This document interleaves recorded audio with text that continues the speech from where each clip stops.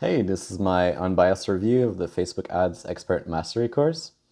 I'll start with the courses. There are two of them.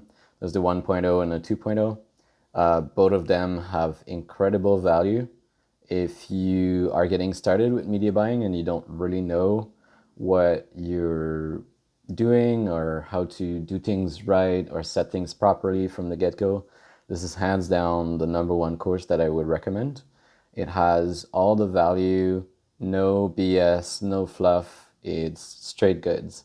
And it tells you exactly what you need to do from even starting a new account to scaling with just straight goods. It's really to the point, succinct, and I really appreciate the insights that Chase can bring in the course. But for me, I've registered for the coaching calls, which is where the real value is. You can bring your ad accounts. You can bring all that information twice a week and ask any questions, and you get immediate feedback, answers, recommendations onto how to improve your ad accounts. And so that has had tremendous value for me.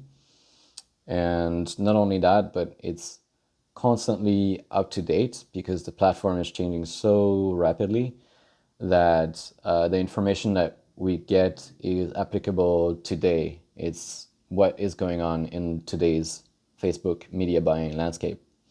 And so that's extremely important.